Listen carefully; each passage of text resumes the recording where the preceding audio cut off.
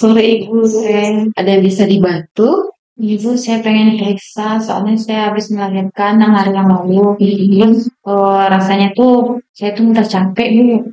Ya, dan di rumah juga ada tantangan makanan, banyak yang nggak boleh dimakan karena belum habis melahirkan. Ibu, sebelumnya perkenalkan saya Bidan Susi, saya bertugas pada hari ini.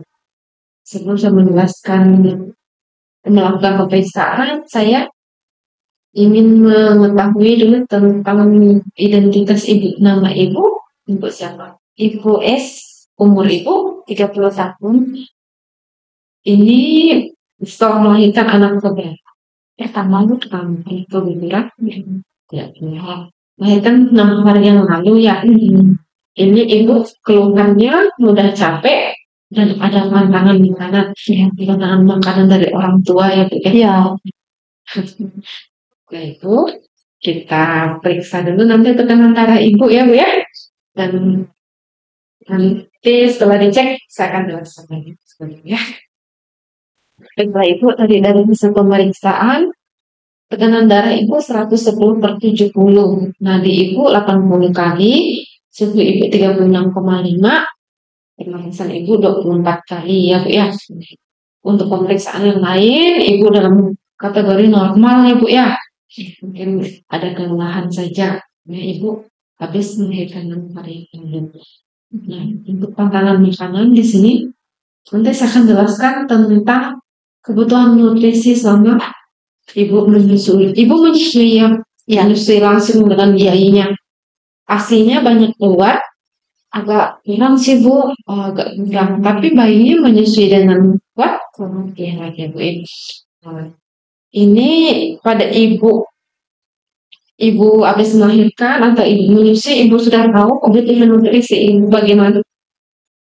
Kurangnya dalam mengetahui ya. Nah, manfaat nutrisi pada ibu habis melahirkan. Untuk memenuhi sendiri kebutuhan ibu, selain kebutuhan ibu juga harus memenuhi kebutuhan si bayi. Jadi ada dua orang jadinya ya Bu ya, yang harus dipenuhi oleh ibu dan ibunya sendiri dan bayi ibu.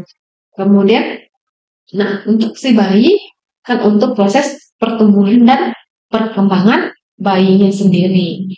Nah nutrisinya dari ibu. Kemudian pemenuhan nutrisinya juga untuk mencegah terjadinya ini ibu kan habis melahirkan. Ini lumayan banyak. Jadi nutrisi selama hamil ini untuk menggantikan apa yang telah hilang selama proses hamil dan melahirkan. Ditambah lagi ini menyusui yang diberikan nanti ke bayi ini. Kemudian untuk mencegah ibunya jadi kurang nutrisi karena harus berbagi dengan bayi melalui air susu. Ibu bayinya hanya ASI ibu saja? Ya, berarti full dari ibu ya. Ya. Baiklah, karena full dari ibu ini kan bayi itu full mendapatkan ASI dari ibu saja selama berapa bulan Bu? 6 bulan ya Bu ya. Selama 6 bulan itu terjadi penambahan energi itu sendiri. Penambahan energinya itu sampai 500 kalori per harinya.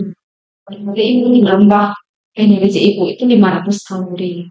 Jadi ada peningkatan kebutuhan seperti hidrat, protein, kemudian serat, mineral itu terjadi penambahan. Ibu misalnya kalau sumber energi yang dari karbohidrat itu ibu bisa lagi kentang, kemudian bisa juga dari ubi, kemudian bisa juga dari mie atau protein ya gitu. Kalau protein yang ibu ketahui dari apa aja Bu? Dari daging, kemudian ikan. Ibu makan ikan tidak Bu? dilarang karena bau amis katanya. Pada saat menyusui itu kan terjadi tadi peningkatan itu berkembang baik. Ibu harus lebih banyak konsumsi protein karena itu kan untuk pembentuknya kan ada peningkatan sel. Peningkatan sel itu membutuhkan protein yang lebih banyak. Ikan itu selain untuk pemulihan ibunya sendiri. Protein ini selain untuk pemulihan ibunya, pada untuk bayi ya, ibunya sendiri membutuhkan juga lebih banyak. Ikan itu mengandung protein yang tinggi. Protein yang tinggi yang bagus untuk memperbaiki, tadi kan pada saat lahir kan ada permukaan tubuh ya, untuk membentuk sel-sel yang baru. Nah itu ya Bu ya. Jadi nggak ada pantangan ya Bu ya, telur juga boleh, ayam juga boleh ya. Kemudian selain itu juga ada dari protein nabati, dari tempe dan tahu, bisa juga dari kacang-kacangan, Ibu ya. Kemudian sayur-sayuran, buah-buahan, Ibu juga harus banyak minum air putih, ya, biar asinya juga meningkat. Karena kan asi air ya Bu ya. Itu biar ibunya tidak dehidrasi, Ibu juga harus banyak minum air putih. Kemudian Ibu waktu habis melahirkan ada minum vitamin A yang merah seperti ada dua Bu, ada. Nah, Ibu itu fungsi vitamin A itu meningkatkan kekebalan bayi, ya. Jadi vitamin A yang Ibu konsumsi, yang Ibu makan, yang diberikan oleh bidan itu diserap oleh ASI, diberikan ke bayi melalui ASINya untuk kekebalan tubuh bayi agar bayinya tidak mudah terinfeksi penyakit. Ya, kemudian juga agar ibunya lekas pulih saat melahirkan. Selain dari vitamin A, Ibu juga bisa mendapatkannya dari sayur-sayuran dan buah-buahan yang berwarna kuning, Ibu ya. Sayur-sayuran yang berwarna kuning seperti labu, tomat, wortel, nangka. Bisa juga dari sayur-sayuran yang berwarna hijau, bisa juga dapat dari telur, hati, ayam. Nah, di situ ya Bu ya. Nah, karena Ibu sudah dapat 2 ya Bu ya. Ya, itu baik sekali ya Bu ya. Kemudian air putih berapa banyak? Ini sering tidak Ibu konsumsi? Sering, sebenarnya ada 14 gelas sehari, tidak sering kurang. Nanti Ibu ini ya konsumsi lebih banyak lagi ya, dia bisa sampai 15 gelas sehari ya. Kemudian ada minum tablet tambah darah, ada ya, masih ada tablet tambah darahnya, masih ada yang dikasih. Itu Ibu harus konsumsi sampai 40 hari ya Bu ya. Ibu minumnya berapa banyak? Sehari satu ya. Ibu teruskan sampai 40 hari ya. Ini saya akan menjelaskan contoh kalau untuk misalnya menu sehari-hari semua ada di buku ya Bu ya. Nanti boleh Ibu baca kembali setelah ini ya. Porsi makan Ibu menyusui untuk kebutuhan sehari-hari pada halaman 31 ya. Bahan makanannya nasi atau makanan pokok. Ini tergantung daerah. Kan ada yang menggunakan nasi, ada yang menggunakan sagu, ada yang menggunakan jagung. Nah, aja ya.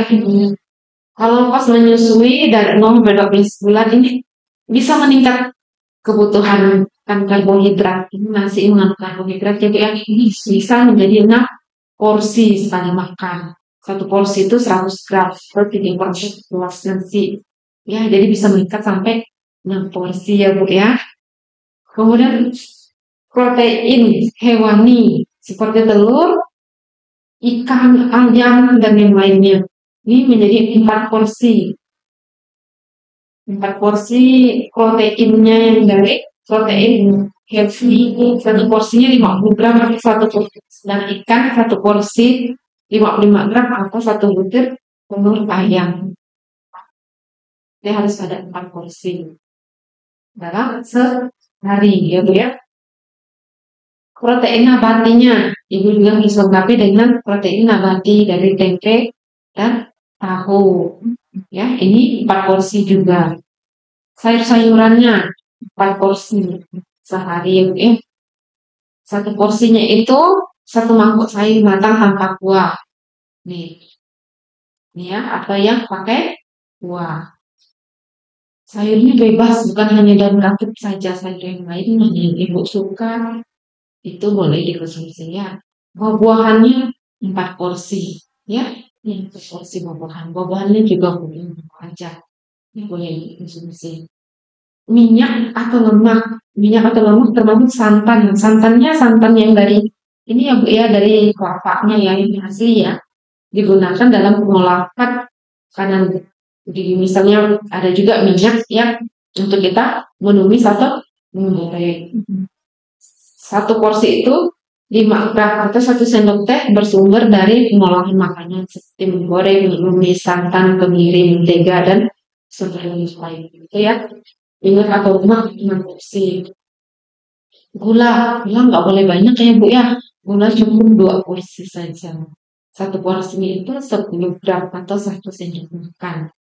Ini kalau misalnya ibu udah konsumsi dari kue-kue manis, minuman teh, dan lain-lain itu udah.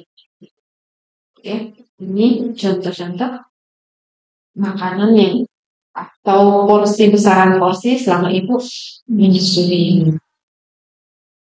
Baiklah ibu, ini nanti bisa ibu lihat kembali dan bisa mendengar pertanyaannya ya, biar ibu tidak mudah capek dan ingat ini keluarganya juga harus mengetahui bahwa tidak ada yang penting ibunya happy. Sekian penjelasan dari saya. Ada yang ingin ditanyakan? Sudah jelas Bu? Sudah jelas ya. Sampai di sini dulu penjelasan dari saya. Terima kasih karena telah berkunjung. Selamat sore.